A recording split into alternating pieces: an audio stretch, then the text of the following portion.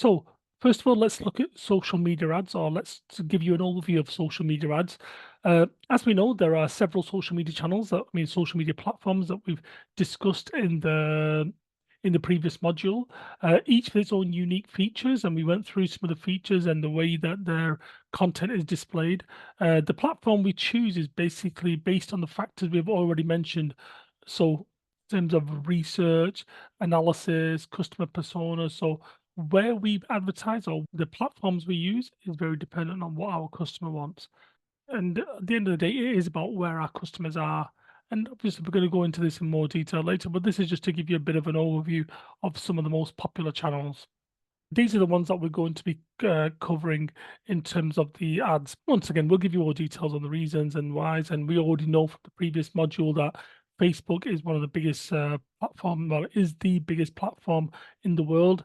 Instagram owned by Facebook. So when we advertise on Facebook, what we mean is Facebook and Instagram, and TikTok is the fastest growing social media platform out there. LinkedIn gives us opportunities to work with B2B businesses. So obviously, so B2B businesses, and what we mean by that is businesses that sell to other businesses. And obviously, Snapchat, as you know, I'm not a big fan of it, but it's all about the customer. Search ads and YouTube ads.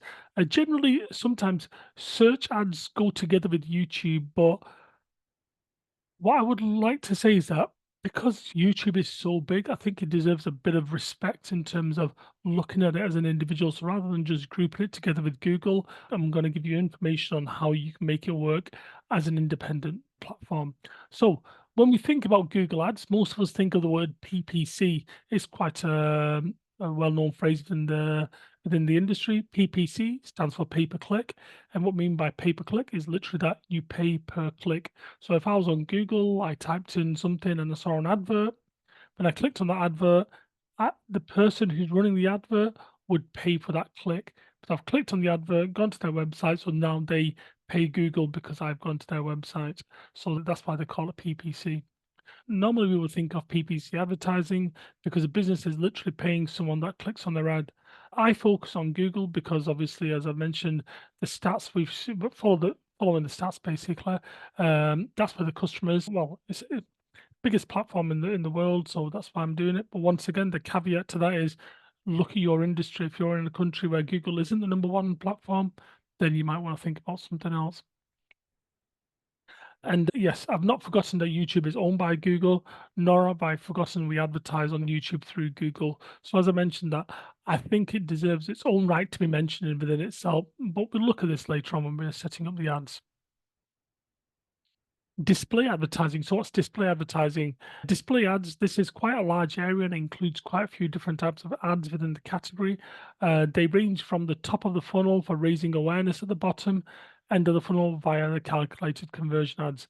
So the types of display ads we're covering, well, the types of ads we cover under the display umbrella would be display ads itself, which is a broadly aimed at a location, topic, or publication. Native advertising, which is basically ads that belong on a particular platform or website. A remarketing, which is basically where the ads follow you around. Programmatic, which is high intent RTB advertising. Once again, don't worry, we're going to be touching on some of these later. And display advertising via audience networks, which we'll touch on. So the audience networks on Meta, and then you have sponsored display and third-party ads such as YouTube and Amazon. So you can see here just an example. So we've looked at an example from somewhere, a newspaper called the Mail Online, and this is Kazoo, and you can see their advertisement literally all over the place. This is almost like a page takeover. So where is the money being spent? And I've put this here twice because it's just so revealing. So you can see which advertising platforms do you currently use or plan to start using. So you can see currently using 87% on Facebook and 3% plan. But you can see here, when you see the Instagram figure, I always kind of say it's Instagram and Facebook. So you can see that's why the figures are very similar. But you can see here, what I would like to point out is this here TikTok, 25%. People are intending to use it. So even though it currently only has 14%, that's where the money's going. And you can see people are planning to use on Pinterest. But anyway, take a screenshot of the page, pause the video, maybe have a closer look. But you can see why I focus on things like Google Ads and Meta advertising because they are, and why I mentioned YouTube and LinkedIn. So basically, we've covered all of the top five. So, two major factors. These are the two major factors that you should be looking at. These two major factors determine what channels and platforms you will have to use for your advertising. And most of the time, it is straightforward, but sometimes there are products that can be more challenging, and we must use alternatives to paid ads. So, for example, the two things you be thinking about is your audience and your product. When I say product, I mean whatever you're selling, the service, product, whatever it might be. So, first of all, we're looking at the audience. The audience, where are they in terms of location? What are they doing? Which platforms are they on? Where are they? Do they come to you or do you go to them? But sometimes products, you go to buy the product directly to them, from them, or sometimes you'll come to because you're already in the mind, maybe that you've used them before, or do you go to them? So what type of product, what type of audience is it? What's your message? What do you want to get across to the person? Is there anything unique or special? So remember, certain people are like maybe depending on the age group, does it make a difference?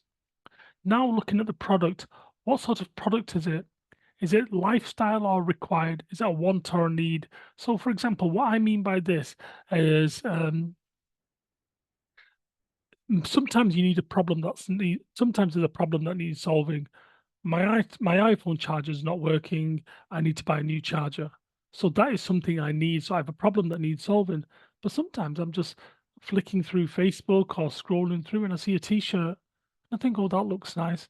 I didn't have a problem in the first place. I didn't think, oh God, I need a t-shirt. But this is what I mean by lifestyle. So you might think, oh, actually, I fancy that. I'll buy that. It's not a problem, but this is what I mean by the types of problem products. Is there any rules, regulation, and laws? And what I mean by that is, for those of you who may have tried this, but for example, during the COVID period, you couldn't sell face masks on Facebook.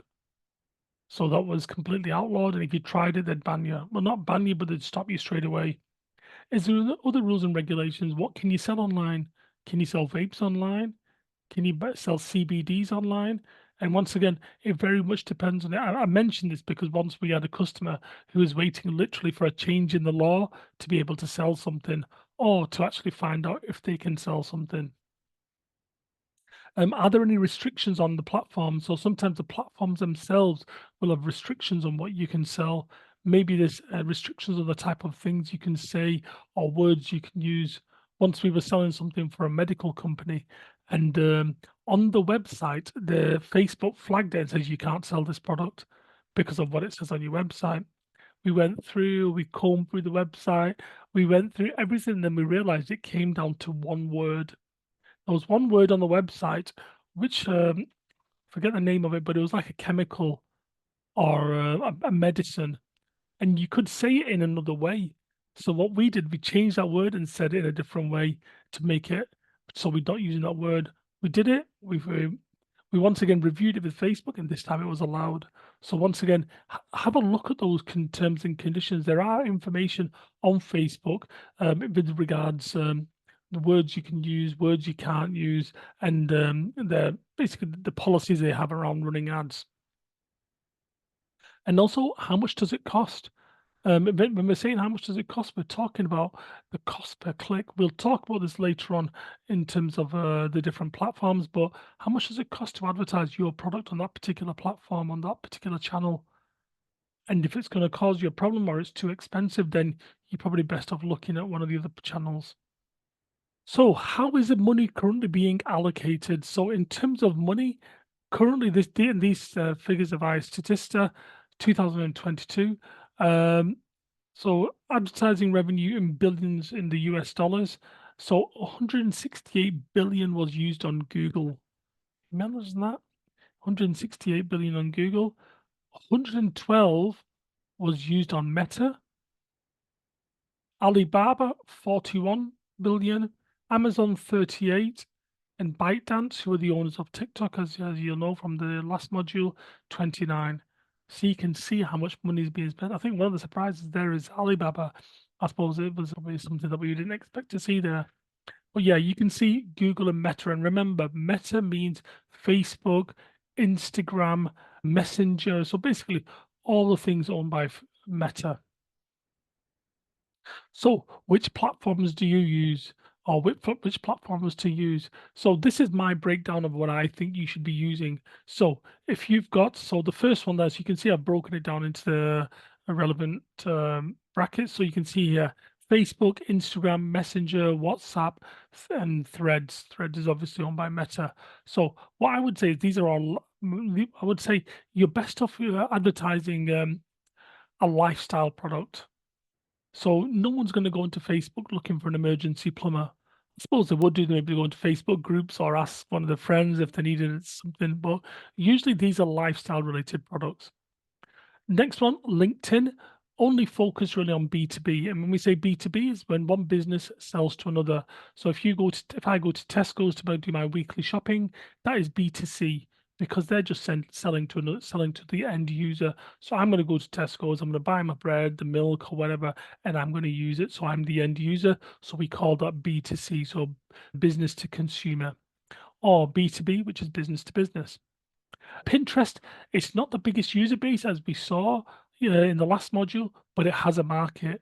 Remember, we saw the huge amount of people who are female on there, and we saw that it dwarfs the male following.